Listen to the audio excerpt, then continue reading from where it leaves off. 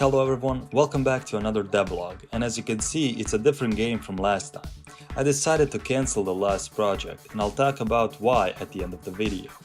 This new devlog is a racing/drifting game. The idea is that it will be a multiplayer racing game with pickups. For example, one instance will be that you can pick up boost, and you can either use it on yourself or shoot it towards an enemy, and make tactics. For example, maybe there's a straight road in front of you and you use it on yourself to win the match, or there's a turn coming up and you shoot it towards an opponent. This game is inspired by Mario Kart, but I'll use a lot of my ideas to make it unique and maybe more fun to play. I plan to release it on Steam first and then later on phones too.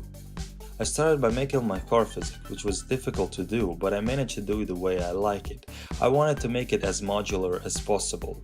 I made it so that every car I add in the future, it will have different options. For example, Jeeps will have more mass and they would be slower, but they're going to be strong, so it would be easier to push out other cars, and you can choose on that tactic. Also, there will be fast cars, cars with better drift, and so on. The idea would be that every car would have its own way of playing, so you can make strategies before the actual race. I created the particle system, then I made 2 maps.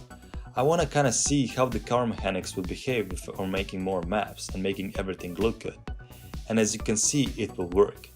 The drifting will be hard but rewarding, making you faster if you hit that spot.